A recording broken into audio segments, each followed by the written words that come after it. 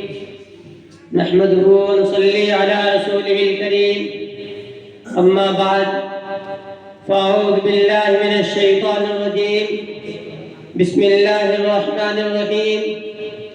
قل إن كنتم تحبون الله فاتبعوني يحببكم الله ويغفر لكم ذنوبكم والله غفور رحيم۔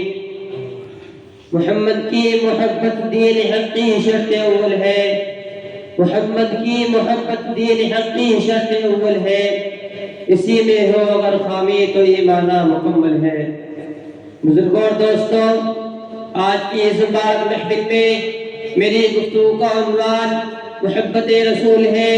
محبوب دو جہاں صلی اللہ علیہ وسلم نے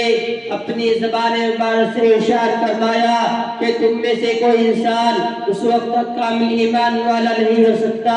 جب تک کہ میں اس کے نزدیک اس کے اہل و عیال سے زیادہ محبوب نہ ہو جاؤں، اور یہ بھی فرمایا جو شخص مجھ سے محبت کرے گا وہ جنت میں میرے ساتھ ہوگا۔ ایک مرتبہ حضرت عمر فاروق رضی اللہ تعالی عنہ نے آپ سے فرمایا کہ آپ مجھے اپنی جان کے علاوہ ہر چیز سے زیادہ محبوب ہے، تو آپ نے فرمایا کہ تم میں سے کوئی انسان اس وقت تک کامل ایمان والا نہیں ہو سکتا جب تک کہ میں اس کے نزدیک اس کی جان سے زیادہ محبوب نہ ہو جاؤں۔ یہ سن کر حضرت عمر فاروق رضی اللہ تعالی عنہ نے فرمایا قسم اس ذات کی سے آپ صلی اللہ علیہ وسلم پر قرآن نازل کیا آپ مجھے اپنی جان سے زیادہ محبوب ہے، تو آپ نے فرمایا اے عمر اب تمہارا ایمان کامل و مکمل ہے۔ اے مسلمانوں،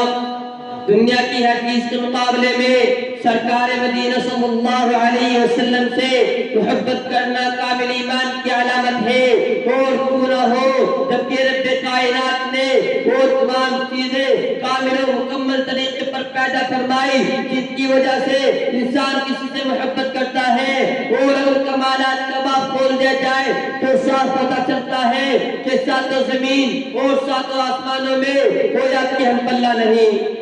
ہمارا عقیدہ اور دعویٰ ہے کہ آدم علیہ السلام سے لے کر عیسیٰ علیہ السلام تک تمام نبیوں اور رسولوں کو جو کمالات عطا کیے گئے رب کائنات نے وہ تمام اوصاف و کمالات اپنے حبیب پاک صلی اللہ علیہ وسلم میں جمع فرما دیے تھے۔ آپ نے جود و سخاوت کے دریا بہائے، آپ نے عرب کے ظالمانہ ماحول میں عدل و انصاف کے جھنڈے قائم کیے، چنانچہ فرمایا اگر محمد کی بیٹی فاطمہ بھی چوری کرے گی تو اس کا بھی ہاتھ کاٹا جائے گا۔ آپ کی فصاحت و بلاغت کا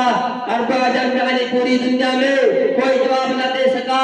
آپ کی حیات عالم تھا کہ پردہ نشی کنواری لڑکی سے بھی زیادہ حیا تھی۔ آپ کی تواضع اس قدر تھی کہ خادموں اور غلاموں کے ساتھ بیٹھ کر کھانا تناول فرما لیتے۔